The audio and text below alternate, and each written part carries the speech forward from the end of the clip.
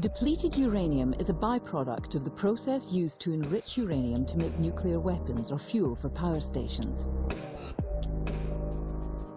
Because of its high density and because it burns on impact, it's used in armor-piercing tank shells and bullets. The uranium is used in a dart at the core of the weapon. This is called the penetrator.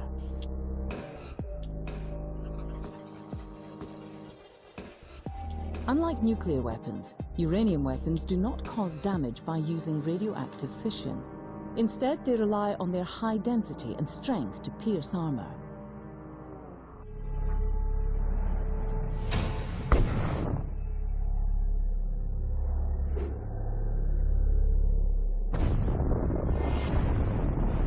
Il a fait une entrée fracassante dans l'histoire des conflits en 1991. Lors de la première guerre du Golfe, des bombes et des obus fabriqués avec ce métal très dur. Depleted uranium ammunition is fired by tanks, aircraft, and armored personnel carriers. When a depleted uranium penetrator hits a hard target, it burns, producing a radioactive and chemically toxic dust.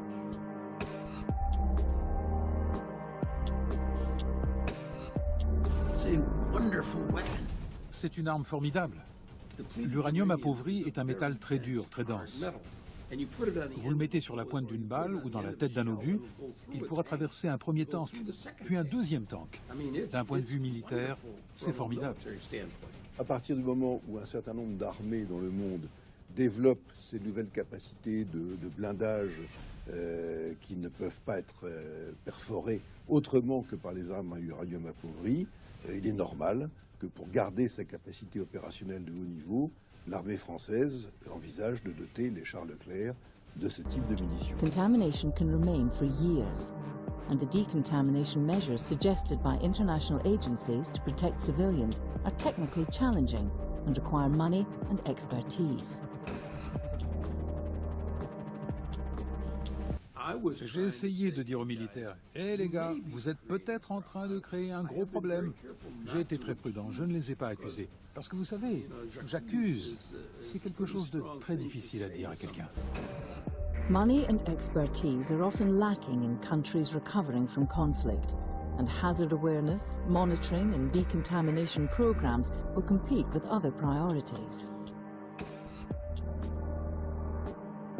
The dust poses a threat to civilians, military personnel, and peacekeepers. Contaminated vehicles often remain in populated areas or are removed to scrapyards where they're broken up and sold.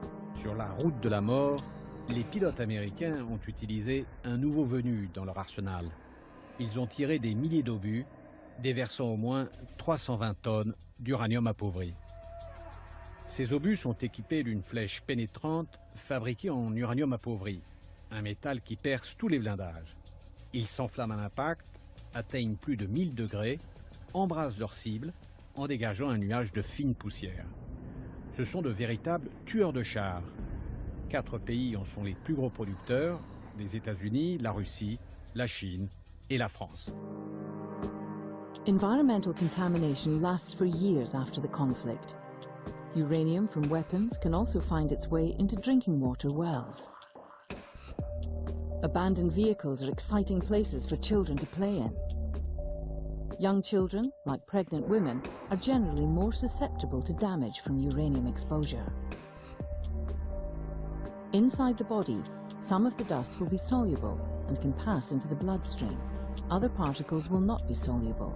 If inhaled, these may lodge in the lungs for a long time, emitting radiation directly into the tissue. Other particles may be transported to the lymph nodes. Soluble uranium entering the bloodstream will be excreted in urine quite quickly. But before this happens, it can travel to many parts of the body. Uranium accumulates in the bones and other organs. Uranium in the bones could irradiate the bone marrow, potentially causing leukemia. Uranium has been shown to cross the placenta and the blood-brain barrier. Because of their rapidly dividing cells and developing organs, unborn children may be more at risk than adults. L'uranium naturel est un minerai exploité dans de nombreux pays. Enrichi, il devient hautement radioactif et est utilisé dans les armes atomiques et les centrales nucléaires. Le résidu de l'enrichissement est appelé uranium appauvri, mais n'est pas dégradable. Il doit être stocké ou recyclé. 50 000 tonnes en sont produites chaque année dans le monde. At a cellular level, uranium has been shown to be genotoxic, meaning it can damage genetic material, causing mutations and increasing the risk of tumors developing. In Iraq and the former Yugoslavia, where the weapons were used, it's been suggested that increasing rates of cancers and birth defects may be linked to the use of uranium weapons. Other pieces of the jigsaw show that there are serious reasons for concern. Veterans from conflicts where uranium weapons were used are ill. Although other factors are likely to have played a role too, many were in situations that could have exposed them to uranium dust. Laboratory studies show that depleted uranium's chemical toxicity and radioactivity can cause disruption at the cellular level, with the potential to cause health problems. Workers and people living near a factory that made penetrators tested positive for depleted uraniums years after exposure, showing that uranium dust can be a long-lasting contaminant. Oui, je continue à me soigner, jusqu'à ce que Dieu me prenne mon âme. On m'a découvert un cancer du pancréas, et puis du foie. Vous savez, les pays qui ont déclenché ces guerres ne viennent pas nous aider. Ils ont déversé leur poison sur nous, et puis ils sont repartis.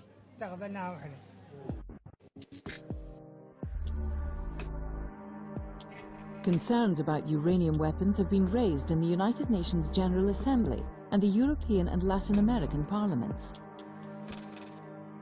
However, some international agencies, such as the World Health Organization, have declined to take a precautionary approach to the issue. This contrasts with the military in many countries, with soldiers now urged to take precautions and use protection in contaminated areas. En 1991, quand la première guerre du Golfe a commencé, j'étais ici. Dans cet hôpital, je faisais des gardes de nuit. Les avions, les bombardiers sont venus nous attaquer. Par la suite, 3 ou 4 ans plus tard, le nombre des cancers enregistrés dans cet hôpital a commencé à augmenter. Par rapport aux années 80-90, les cas de cancer ont été multipliés par 4.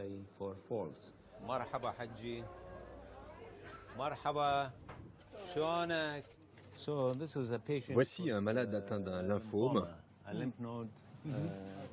un cancer des poumons. Il suit une chimiothérapie.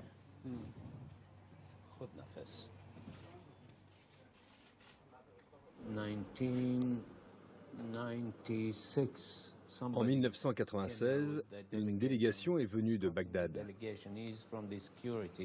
Un responsable des services de sécurité l'accompagnait et il était au courant du problème. Il m'a dit, « Vous savez, docteur, nous sommes les victimes de l'uranium appauvri utilisé par les Américains. » Il m'a juste murmuré à l'oreille que nous avions ce problème. Et c'est alors que nous avons établi un lien entre l'uranium appauvri et l'augmentation des cas de cancer. Manufacturers and stockpilers of uranium weapons include the United States, the UK, France, Russia, China, and Pakistan. They argue that uranium weapons are so effective that they must be retained. Battlefields and fighting are by nature hazardous to your health. Some hazards are easy to identify and well understood.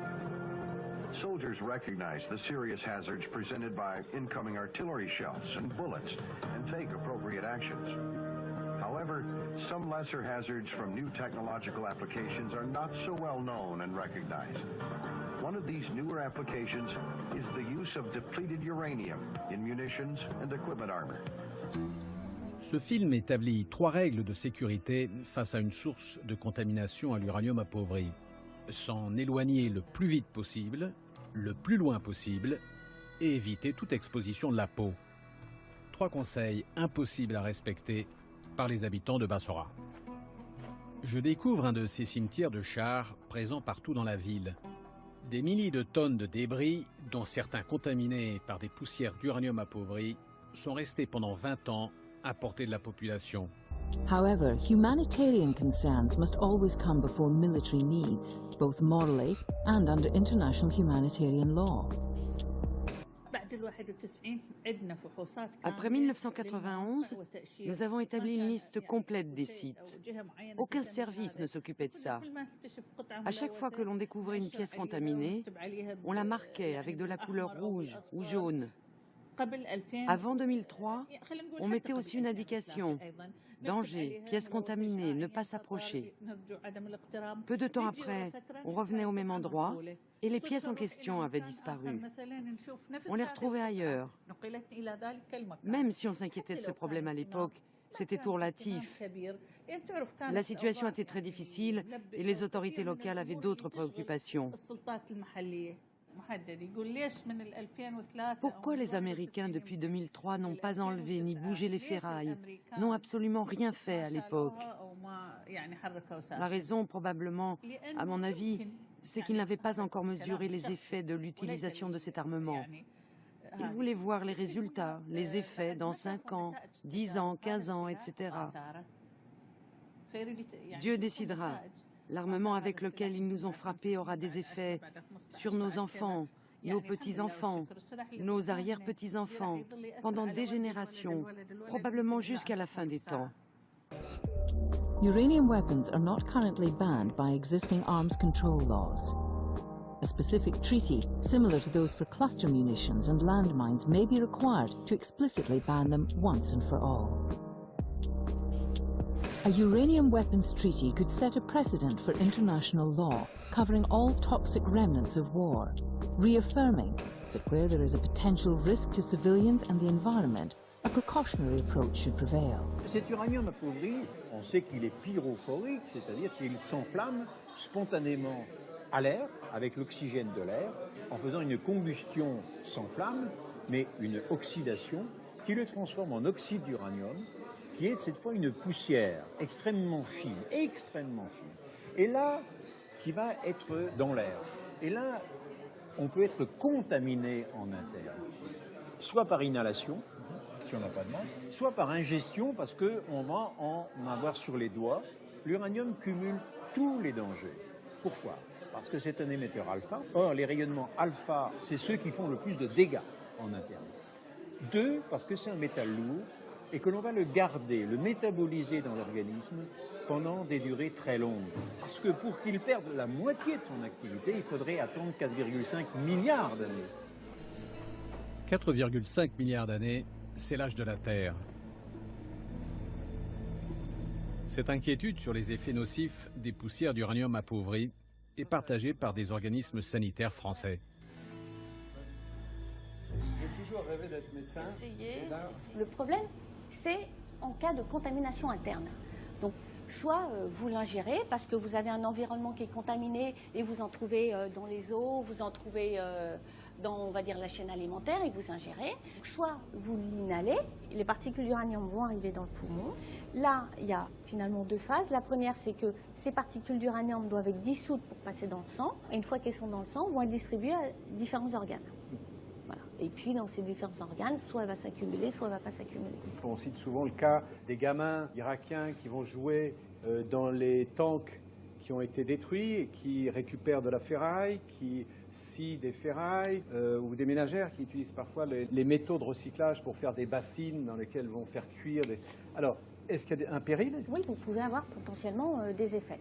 Surtout qu'en plus, si vous avez une exposition répétée, même si elle n'est pas chronique, parce que ça va être le cas, hein, les enfants qui viennent jouer, faire cuire l'eau dans la gamelle, donc avec une ingestion, une administration répétée dans l'organisme. Donc même si vous avez des doses qui sont faibles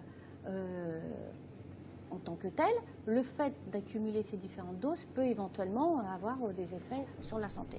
Clairement, les poudres ou les poussières d'uranium appauvri retombent, se déposent. Oui, une fois que ça retombe, évidemment, il va y avoir contamination des sols. Ça, c'est clair. Après, tout dépend comment cette contamination se fait, est-ce que c'est très local ou pas, et puis est-ce que ça va être dans un endroit où, si c'est en ville, ou est-ce que c'est par exemple dans des champs qui vont être cultivés. Donc ça, effectivement, bien sûr qu'il y a contamination de l'environnement. Pour moi, les choses deviennent plus claires et plus inquiétantes. Je suis dorénavant convaincu que les particules d'uranium appauvri sont dangereuses pour la santé et pour la nature. When there is uncertainty, the burden of proof should be on the military to prove that there is no risk, rather than civil society having to prove that a weapon is harmful. It cannot be right that armies can deploy a weapon because they believe it is useful, while leaving civilians who have no choice in the matter at risk long after the fighting is over. Ici, on réparait des tanks et des canons. Les avions de l'OTAN ont attaqué 7 fois l'usine d'Adichie en septembre 1995 et ont tiré plus de 4000 obus à l'uranium appauvri. Avec l'instauration de la paix, les Serbes d'Adichie sont allés vivre à Bratunac, une ville de la République serbe de Bosnie, dans l'est du pays, y vivre, mais aussi y mourir. Nedeljko Zelenović est journaliste. C'est un témoin à charge. Il a enquêté sur les bombardements de l'OTAN. Son père, son oncle, ses cousins et des dizaines d'amis travaillaient à l'usine d'Adichie. Tous les ouvriers qui travaillaient à l'époque sur les chaînes de montage, qui se sont retrouvés piégés pendant les combats. Et plus tard, à cette époque où moi je suivais les événements, tous les ouvriers sont morts de différentes sortes de cancers. En 1996, la population de Bratunac compte entre 20 et 22 000 habitants. Sur ce nombre, moins de 5% de la population est originaire de Adichie. Cette année-là, en 1996, dans le cimetière municipal de Bratunac, 154 personnes ont été enterrées. 3% sont originaires de Adichie. En 2000, 105 personnes sont enterrées à Bratunac et là, c'est 50% qui sont originaires de Adichie. J'ai quelques noms si ça vous intéresse. Đerić Budimir, Andrić Drago, Mastilo Dušan, Banduka Milinko, Banduka Danilo, Aleksić Nenad, Makajić Simo, Stanojević Relja, Pušara Momir, Turintaš Ljubica, Lavušić Gospar,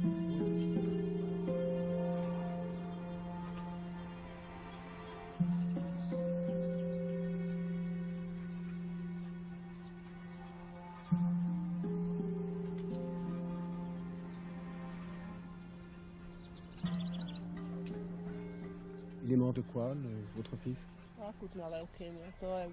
On lui a diagnostiqué une leucémie. J'ai demandé, causée par quoi cette leucémie? Ils m'ont répondu que c'était à cause de l'uranium appauvri.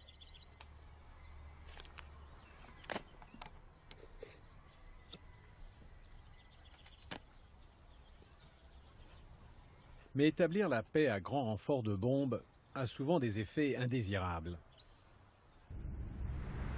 Je retourne à Adichie, à la recherche des victimes oubliées.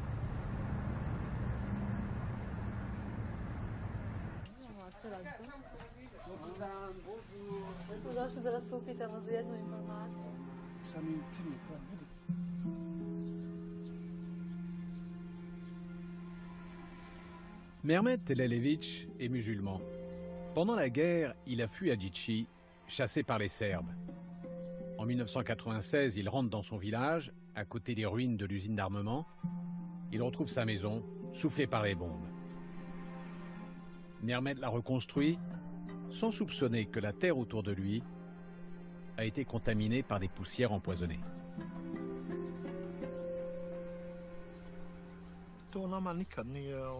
Nous n'avons jamais été informés. Personne ne nous a rien dit. Et ça, l'opinion publique ne doit même pas le savoir, même si cette maladie peut toucher tout le monde. Elle se subit, se combat, on peut y survivre ou en mourir. Je connais ici au moins 10 personnes, toutes jeunes, âgées de 35 à 40 ans, qui ont un cancer. Mehmet m'apprend qu'en 2004, il s'est découvert un cancer du côlon. Il a suivi une chimiothérapie intense et il est en rémission. Mais les nouvelles sont mauvaises. Ces derniers examens révèlent que sa prostate est 4 fois plus grosse que la normale et il a du sang dans les urines.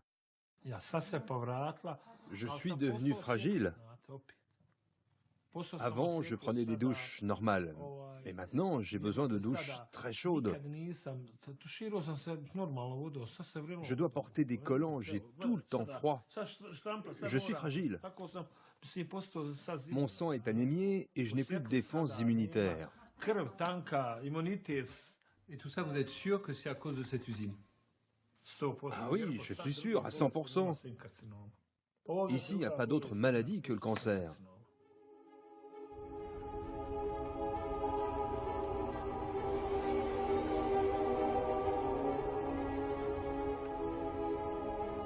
Je suis la piste de l'uranium appauvri en Italie.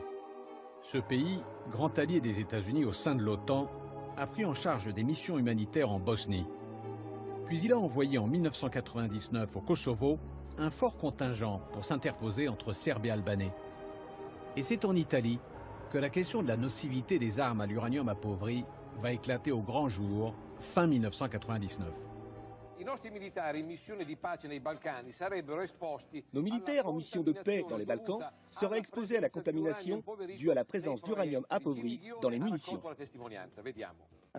Mes amis, nous avons ici le sergent-major Antonacci. Vous êtes malheureusement malade. Est-ce que vous pouvez nous raconter comment ça vous est arrivé? Oui, je suis parti le 31 août 1998 pour une mission à Sarajevo, une mission de 6 mois. La visite médicale m'avait donné son feu vert. Et durant mon séjour à Sarajevo, j'ai eu de nombreux malaises. Et ces malaises, quelques mois après mon retour, ont été attribués à un lymphome. Cancéreux? Cancéreux. Le 13 décembre 1999, un mois après son apparition à la télévision, le sergent Andrea Antonacci est décédé.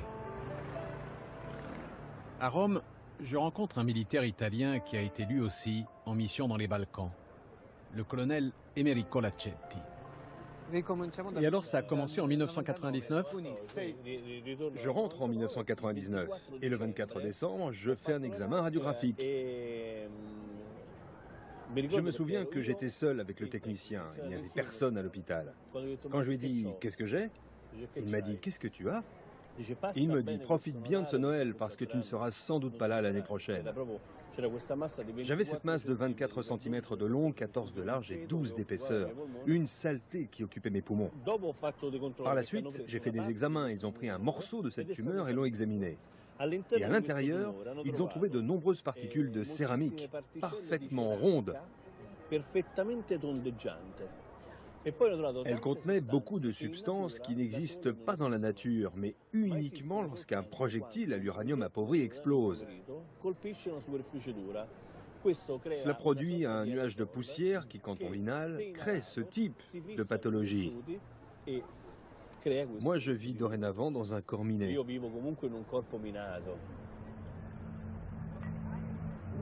Les morts se multiplient en Italie.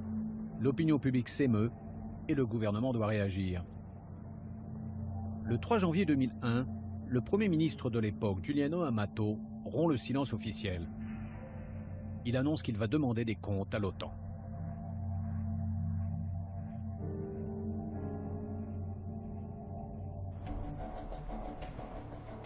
Mais cette exigence de transparence va avoir peu d'effet. Je rencontre le général Fabio Mini à Florence. Il a pris en 2002 le commandement de la mission de l'OTAN au Kosovo. Immédiatement, il s'inquiète des risques présentés par l'uranium appauvri à la suite des frappes de l'OTAN sur ce territoire en 1999. Ma chaîne de commandement, qui était formée d'un amiral américain à Naples et du général commandant suprême de l'OTAN à Bruxelles, s'en tenait aux dispositions et aux rapports officiels, y compris ceux des scientifiques faits aux États-Unis. De telle façon que je me suis confronté à ce genre de réponse. C'est vrai, Fabio, tu as raison d'être inquiet. Mais nous avons des rapports qui disent qu'il n'y a pas de problème. En tant que militaires, nous ne pouvons pas les ignorer afin de faire des choses qui vont au-delà de ce qui nous est demandé et qui pourraient même nous empêcher d'accomplir notre mission. Donc, il nous était recommandé de soutenir auprès de la population civile que ce n'était pas un grand péril, que c'était une chose normale, et de dire aux militaires, spécialement du génie, traiter les munitions à l'uranium appauvri comme si c'était n'importe quel autre type de munition. Mais une grenade n'est pas la même chose qu'un projectile à l'uranium appauvri. Je vais vous dire quelque chose. En 2007, j'ai été opéré d'une tumeur au côlon. Je ne me suis jamais demandé si c'était en raison de l'année que j'avais passée au Kosovo. Mais j'aurais toujours un doute. Et j'ai encore un doute aujourd'hui. Je pense que c'est peut-être à cause de ça. À Rome, les politiques s'activent, le Parlement aussi.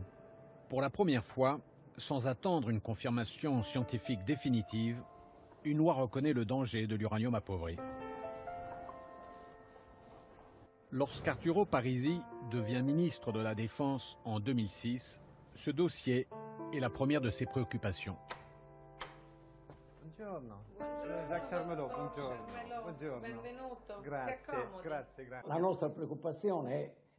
Notre préoccupation est que la souffrance, la douleur, les blessures, la mort, les dommages ne soient jamais supérieurs même d'1 millimètre à ce que, d'une certaine manière, nous avons prévu. Le problème de l'uranium appauvri, et c'est ça qui fut notre inquiétude, ce n'est pas seulement qu'il produise des effets négatifs. Dans le domaine militaire, presque tout provoque des effets négatifs. Mais c'est qu'il produise des effets incontrôlables qui vont au-delà du temps présent.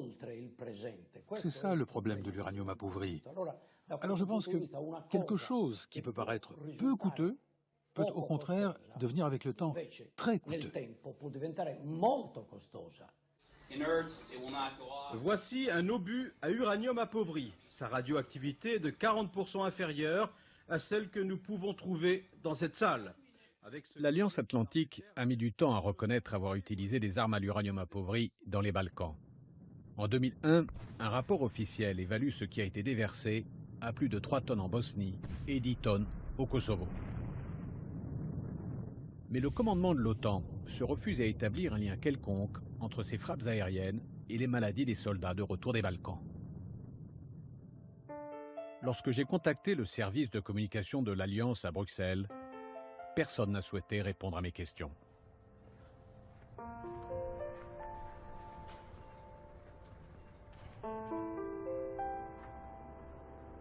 En France, Alain Acariès est un père inconsolable.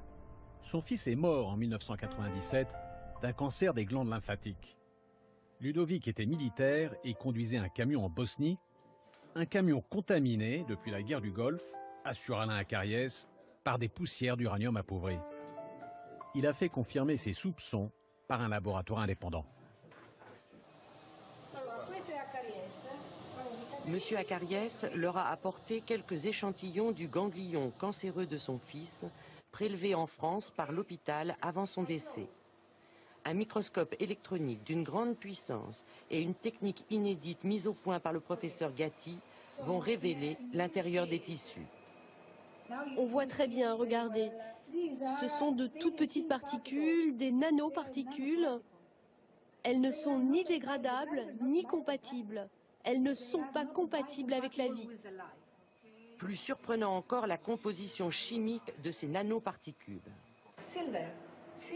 Il y a de l'argent, du chlore, de l'or, du magnésium, du silicium, qui forment un matériau très étrange, qui n'existe pas dans la nature. Ça fait 11 ans que vous travaillez sur ce dossier. Vous avez poursuivi votre action en justice. Où est-ce qu'on en est aujourd'hui? Bien, on en est que malgré ce qui est révélé par le rapport d'expertise, eh bien, le lien est nié avec l'uranium appauvri. Mais pourquoi vous faites tout ça? Moi, je veux qu'on reconnaisse c'est la vérité. Je veux qu'on reconnaisse que mon fils a bien été contaminé et par la faute de l'armée qui n'a pas décontaminé les camions au retour du Golfe. Il faut faire quelque chose. On ne peut pas laisser passer un... C'était le plus grand drame de ma vie. Ça. C'était le plus grand drame de ma vie. Une association, Avigolf, dont Alain Acariès est membre, a été créée pour alerter les victimes potentielles de l'uranium appauvri, en majorité des militaires, et pour les aider à faire valoir leurs droits devant la justice. J'ai rencontré la magistrate chargée des dossiers déposés au tribunal de grande instance de Paris. Mais la juge Bertela Geoffroy est bien sûr tenue au secret de l'instruction. Malgré la lenteur de la justice, Alain Acariès, qui a porté plainte contre X, garde espoir d'obtenir gain de cause. Face à lui, l'institution militaire reste campée sur ses certitudes. Nous ne méconnaissons pas les débats et nous les prenons en compte. Simplement, nous observons que jusqu'à présent, aucune étude, et je sais que des études ont été menées, que ce soit par le Programme des Nations Unies pour l'environnement, par l'Organisation mondiale de la santé, par l'Agence internationale de l'énergie atomique, aucune étude n'a mis en relief, n'a démontré une quelconque conséquence nocive à long terme pour la santé ou pour l'environnement. Il n'y a pas de théâtre d'opération sur lequel la France est intervenue récemment, dans lequel on aurait utilisé ces armes à l'uranium appauvri. Non, ces armes n'ont été utilisées par la France sur aucun théâtre d'opération. Je vous rappelle que les armes à uranium appauvri sont des armes conventionnelles. Elles sont reconnues comme telles par toutes les conventions internationales. Ce ne sont pas des armes nucléaires, et ce à quoi le mot uranium aurait pu faire songer.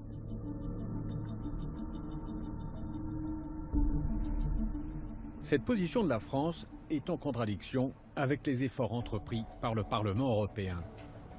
Depuis des années, les élus européens demandent la suspension de la fabrication et de l'usage de ces armes. Ils ont voté en 2008 une motion dans ce sens à la quasi-unanimité.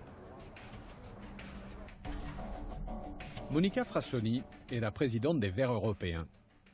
C'est vraiment un fil rouge qui commence avec des étranges événements autour de la guerre en Irak, continue et se renforce à la guerre en Yougoslavie et devient un des thèmes, un des plusieurs thèmes qui sont traditionnels pour le Parlement européen. Alors, il y a un élément qui me semble important, et c'est qu'il y a deux pays, notamment la France et le Royaume-Uni, qui se sont toujours refusés d'appuyer les bannissements, donc la moratoire sur l'uranium appauvri.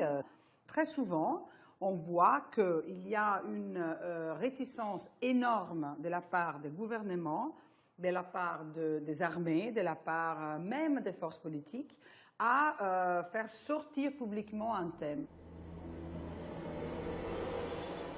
L'urgence d'une plus forte intervention politique face à l'uranium appauvri est d'autant plus pressante qu'une nouvelle guerre a fait apparaître un nouveau péril.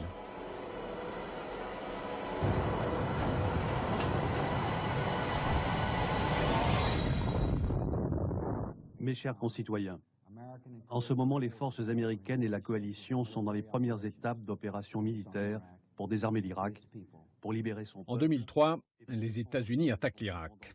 George W. Bush veut en finir avec Saddam Hussein, qui nargue l'Amérique malgré 12 ans de dures sanctions. À l'époque, je suis à Bagdad. J'assiste aux assauts répétés des avions qui criblent d'obus à l'uranium appauvri les palais présidentiels. La guerre est rapide et en 3 semaines, les Américains éliminent le dictateur.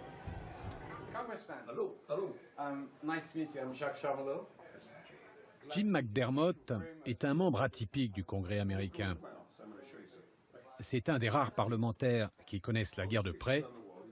Comme officier, il a fait le Vietnam et comme psychiatre, il a soigné les soldats qui en revenaient. Ça, c'est une photo qui dit que Bush a menti. Moi, je suis allé en Irak et je suis devenu Baghdad Jim.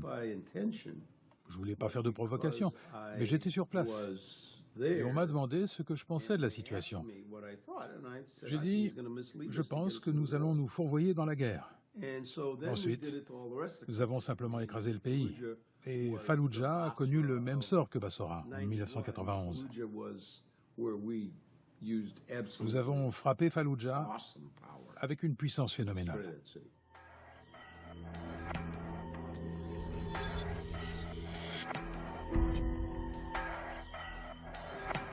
En 2004, un an après le début de leur occupation, les Américains doivent faire face à une véritable insurrection. Falloujah en est l'épicentre. Pour mater la révolte, la ville est écrasée sous les bombes. Dans ce déluge de feu, des munitions au phosphore et à l'uranium appauvri.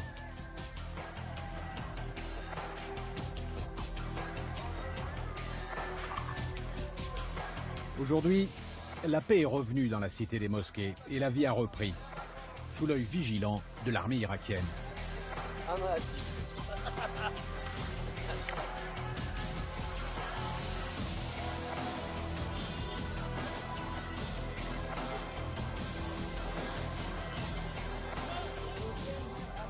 Au nouvel hôpital de Falloujah, le docteur Samira Alan me fait découvrir un drame qu'elle doit affronter tous les jours.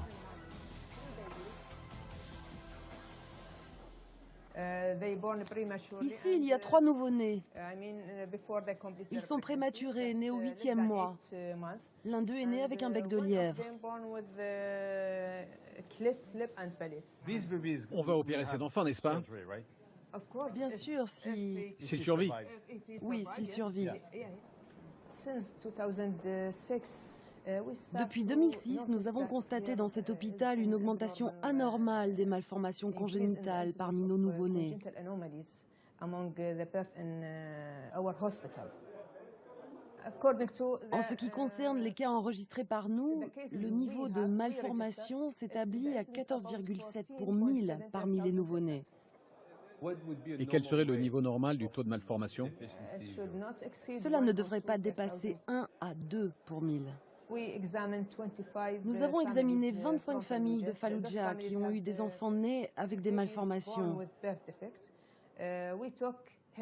Nous avons prélevé des cheveux des parents et des enfants et nous les avons envoyés à un laboratoire indépendant en Allemagne. Et nous avons découvert des concentrations importantes d'uranium, de mercure, de bismuth et d'autres substances qui ne sont pas normalement dans la nature, dans le sol et dans les plantes.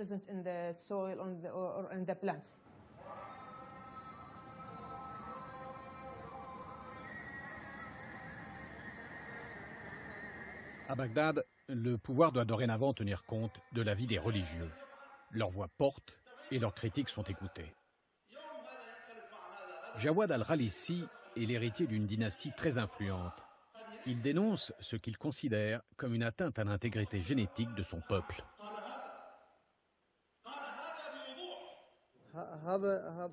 Ces enfants et ces fœtus déformés, ce sont les conséquences de l'utilisation de l'uranium appauvri.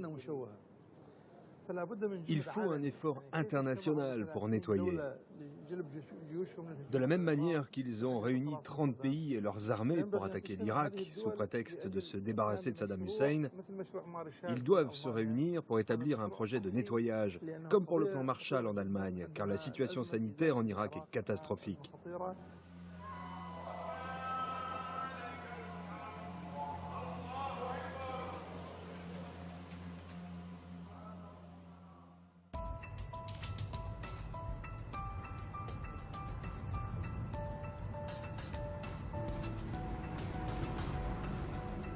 À l'inverse de ce qu'il avait fait après la guerre de 1991, le département de la Défense américain n'a jamais publié de chiffres sur la quantité d'uranium appauvri utilisé pendant la guerre de 2003 en Irak.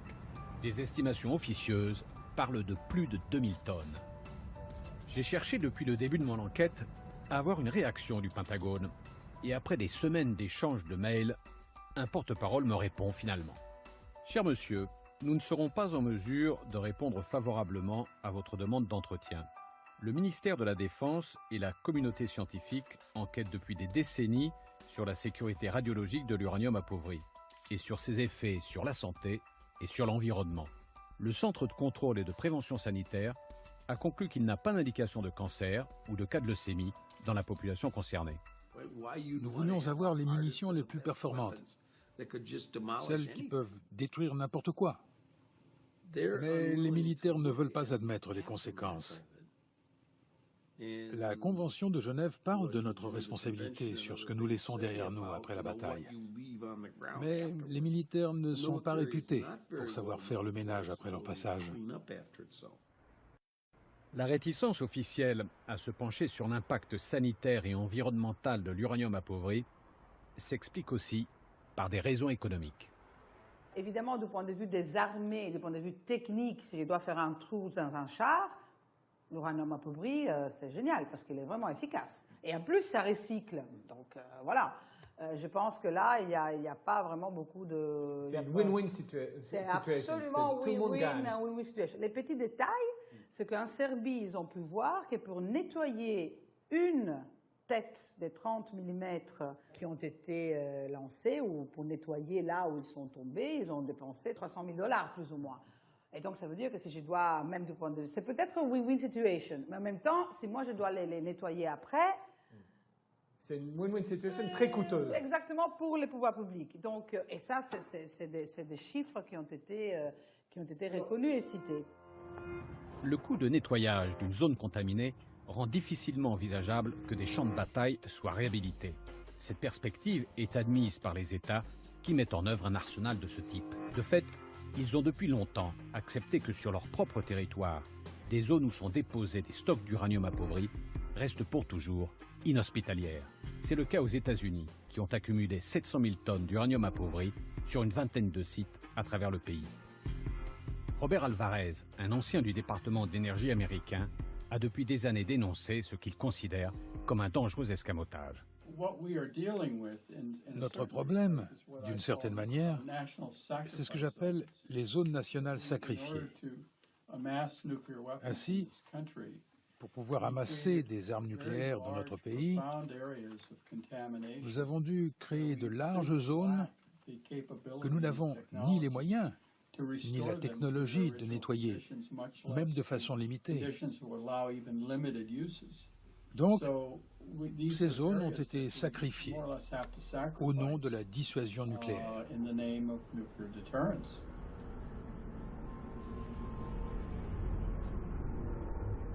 C'est de façon fortuite que je fais en Irak une découverte étonnante qui confirme les prédictions alarmistes de Robert Alvarez.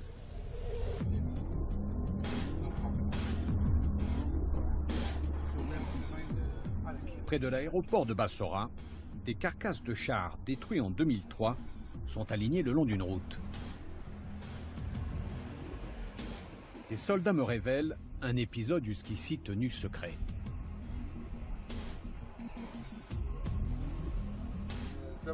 Les chars étaient contaminés par l'uranium.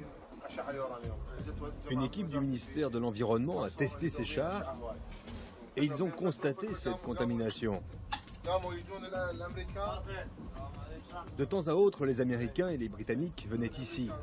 Ils emportaient des chars pour les transporter et les éloigner de l'aéroport. Mais on ne sait pas ce qu'ils devenaient.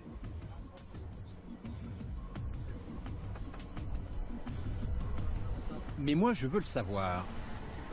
Pour les ferrailles contaminées, cet endroit mystérieux est la fin du voyage, et le découvrir serait la fin de mon enquête. Je vais interroger le général Jabbar, qui commande la police des frontières dans la région de Bassora. Une partie de cette ferraille a été déplacée vers cet endroit dans le désert. Comment l'appelez-vous? Il s'agit de Hafr el-Batin. Quand est-ce que ces ferrailles ont été déplacées? Ce programme a été établi en 2008. Sur ce site provisoire, ils ont transporté 150 tonnes de ferraille. Que se passe-t-il avec la ferraille quand elle arrive là-bas? Qu'en font-ils? C'est des trous et on les met dedans, tout simplement. On transfère de là à là.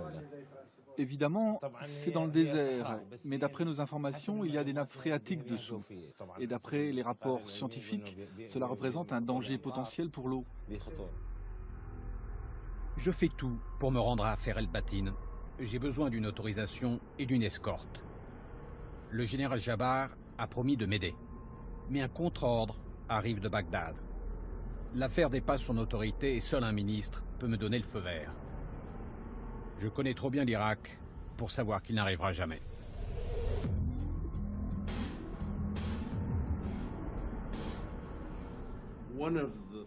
Une des premières choses que vous apprenez quand vous êtes gamin, c'est de ranger votre désordre. Vous ne devez pas attendre que quelqu'un vienne ramasser vos crayons et vos jouets. Nous avons choisi de faire cette guerre. Et à mon avis, nous sommes responsables du chaos que nous avons laissé. Nous ne pouvons pas tourner les talons et dire « c'est pas notre affaire ». La question de l'uranium appauvri souffre, comme toute question qui a à voir avec les armées, les armes, les guerres, d'un problème de manque de contrôle démocratique précis au niveau national et au niveau européen. Et je pense qu'il faut que les mots d'ordre, c'est de continuer la bataille et au niveau des Nations Unies, où c'est très utile de le faire, et au niveau de l'Union européenne, pour faire en sorte qu'on arrive au moratoire sur les armes à uranium appauvri. Des pays qui ont utilisé les armes à l'uranium appauvri, et je les comprends, n'ont pas envie d'être rappelés à l'ordre pour des armes qu'ils pensent avoir le droit d'utiliser et dont ils pensent qu'elles ne sont pas dangereuses. Mais nous verrons, la communauté internationale ne reste pas inactive face à ce genre de situation. Et je pense qu'il peut y avoir un effort croissant pour dire « Voyez, voilà les dégâts. Pour vous faire entendre, vous devez avoir des preuves concrètes. Vous devez pouvoir dire que ce sont plus que de simples hypothèses que vous avez établies, que vous avez fait des recherches. Et vous devez fournir des exemples, montrer qu'au-delà du simple usage de ces armes à l'uranium appauvri, des dommages particuliers ont été faits à des populations bien supérieurs à ce que normalement des armes conventionnelles produisent. Alors oui, à ce moment-là, vous aurez une bonne base pour aller de l'avant.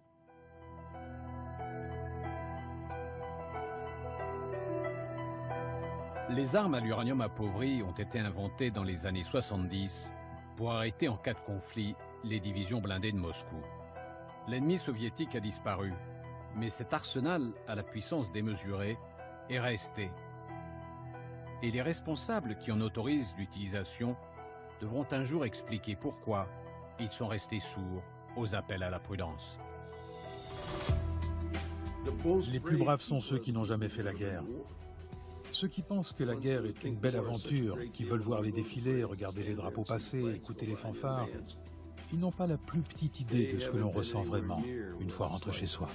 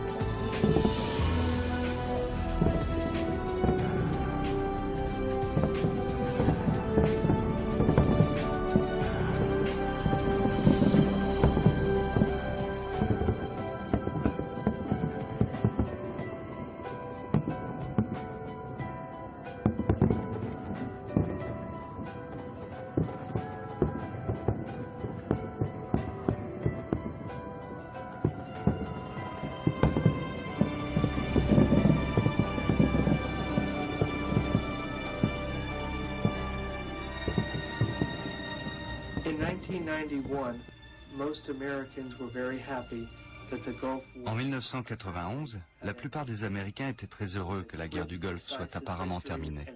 C'était une victoire rapide, décisive, et des centaines de milliers de soldats américains rentraient au pays pour faire la fête. Et puis quelques mois plus tard, des milliers d'entre eux ont commencé à se plaindre de problèmes de santé, des articulations douloureuses, des problèmes de mémoire. Ils n'arrêtaient pas de tomber malades, des rougeurs, sans aucune raison apparente. En ce qui concerne le type d'armes utilisées par les Alliés durant la guerre du Golfe, la première alerte est venue des soldats eux-mêmes, en Angleterre et aux États-Unis, qui ont commencé à se plaindre de symptômes liés à la guerre et à l'utilisation de ces armes. Et il est normal qu'il ait fallu si longtemps avant qu'on prenne ça au sérieux, car il y avait cette conspiration du silence. La première réaction de l'armée et du gouvernement américain a été d'ignorer cela. de nier qu'il y ait un quelconque problème de santé chez les vétérans de la guerre du Golfe. Il fallait sauvegarder l'image des gentils, les alliés, et du méchant, à savoir Saddam. C'était Saddam Hussein qui utilisait les armements chimiques et brutalisait sa propre population et le monde avec ce genre de moyens. Et ça faisait un peu désordre de montrer que les alliés eux-mêmes avaient eu recours à des armes aussi néfastes.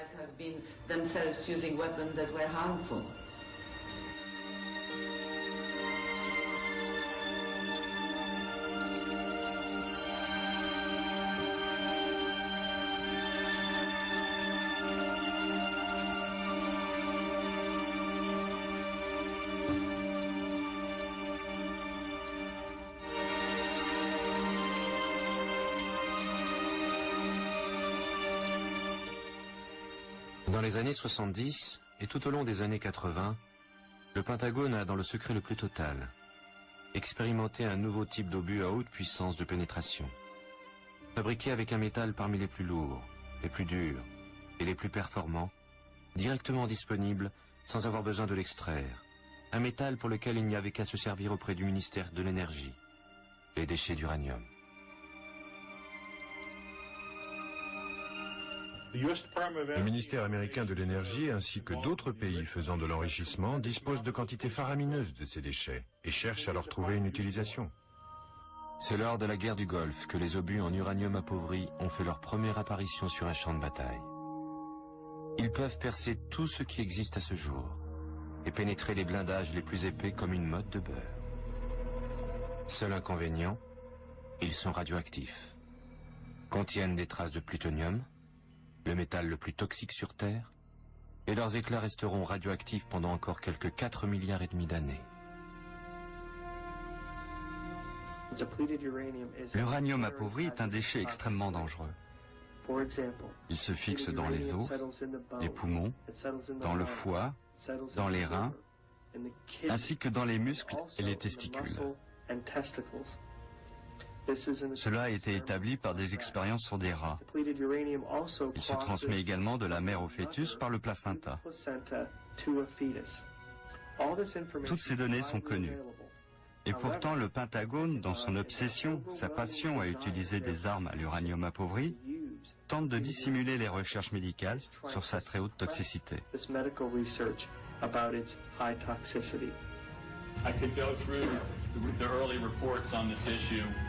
You know, this is one from July 1990, where they say the most exposed individuals are soldiers who go onto a battlefield after DU rounds are shot, saying that civilians and soldiers suffer health effects from inhalation and ingestion of DU dust, and even saying that once people realize the health environmental effects of this weapon, there may be a move to ban it. And this was July 1990. This is just 6 months or so before the war. So you have to wonder why no warnings were ever disseminated to any ground forces prior to the war, even just to say, stay away from the vehicles that have been hit. Don't go climbing on the equipment afterwards. L'armée n'a pas dit aux soldats que les munitions utilisées par nos avions et nos blindés durant la guerre du Golfe étaient faites de ce matériau hautement toxique.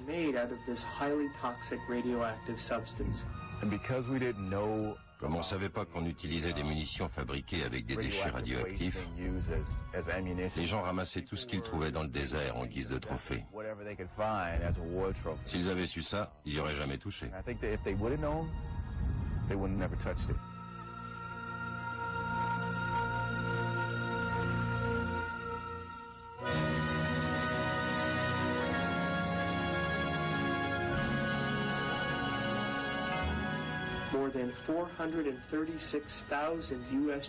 Plus de 436 000 soldats américains ont pénétré dans ces zones de déchets radioactifs. Et malheureusement, certains ont campé dans ces zones contaminées pendant près de 2 mois, sans se méfier le moins du monde, sans la moindre mise en garde.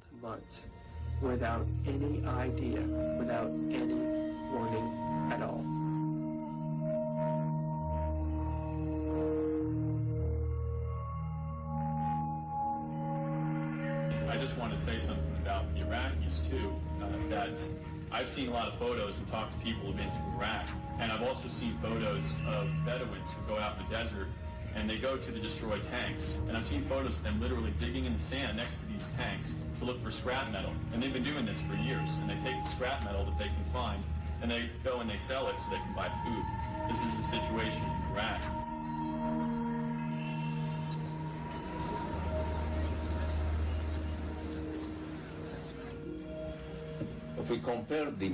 Si on regarde le taux de mortalité, autrement dit le nombre de décès liés au cancer, en 1988, 34 patients sont morts du cancer. Alors qu'en 1998, nous avons enregistré 428 victimes du cancer. Les cancers qui frappent normalement des personnes âgées affectent aujourd'hui des populations plus jeunes.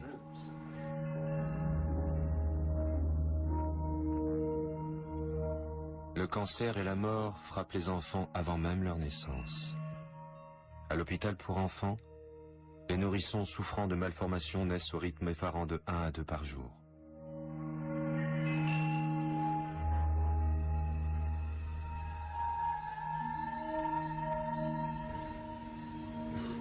Qui est responsable aujourd'hui? C'est au plus haut niveau que les États-Unis ont décidé de produire et d'utiliser de l'uranium-238, autrement dit de l'uranium appauvri, sur le champ de bataille. The Department of Energy is in charge of maintaining the stockpile of depleted uranium in this country, which we have about 1.5 billion pounds. Basically what they want to do is recycle it so that they don't have to hold it anymore. It's just going to go to defense industry to be used in the ammunition. Le Pentagone a de bonnes raisons pour nier la toxicité des déchets d'uranium et la contamination tant des populations locales que des forces alliées. Ils ne peuvent admettre qu'aujourd'hui beaucoup d'entre nous sont malades et aussi beaucoup d'Irakiens. Pour une double raison. C'est une question de responsabilité et d'argent pour réparer les dégâts semés un peu partout. La plupart des vétérans se sont vus retardés ou refuser des tests et des traitements. Tout cela pour échapper à la responsabilité morale et aux frais médicaux. L'armée a essayé pendant 3 ans de me réformer, sans pension. Ils m'ont simplement viré en refusant d'assumer la responsabilité de mon état. Cette attitude du Pentagone, aussi ingrate que choquante, n'a rien de nouveau. L'utilisation d'uranium appauvri par les militaires n'est qu'un nouveau et triste chapitre dans la longue et tortueuse histoire de l'armée américaine. Durant la Deuxième Guerre mondiale et immédiatement après, des centaines de soldats américains ont dû se poster à l'extérieur pour assister à des explosions nucléaires.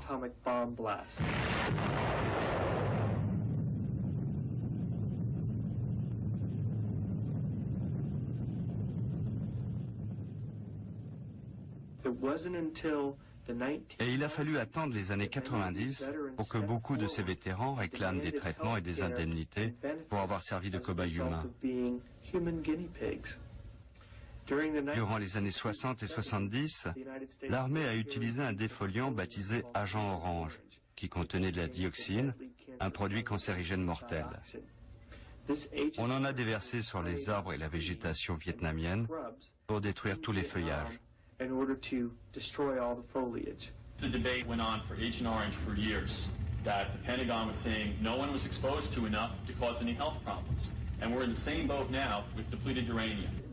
La quantité de mensonges proférés par le gouvernement américain sur ces questions est telle qu'elle est proprement stupéfiante. Les obus en uranium appauvri ne se sont pas seulement déversés sur tout le Koweït et le sud de l'Irak.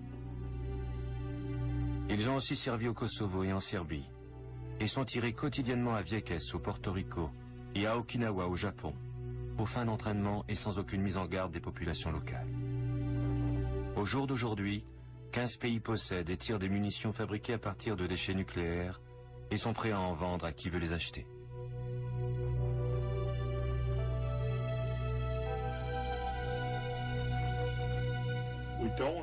Rien n'oblige à joncher les champs de bataille de choses dangereuses pendant 4,5 milliards d'années.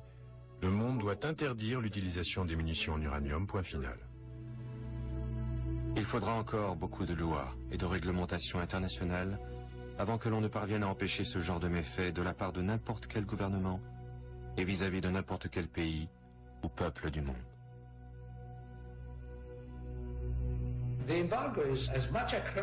L'embargo est tout autant un crime contre le peuple irakien que l'invasion du Koweït. Les deux étaient criminels et sont cause de la misère de ce peuple dans un pays qui a des ressources, une longue histoire, une vieille civilisation, avec une classe moyenne très cultivée et très professionnelle. Tout cela est aujourd'hui détruit. Il faudrait au sein des Nations Unies une commission de surveillance pour veiller à ce que les résolutions du Conseil de sécurité ne violent pas elles-mêmes le droit international. Car la résolution infligeant des sanctions à l'Irak est une décision qui viole les lois internationales telles que codifiées dans la Convention de Genève, qui stipule que les civils ne peuvent être une cible. Et les sanctions frappent avant tout les civils. Elles sont par essence une violation du droit international.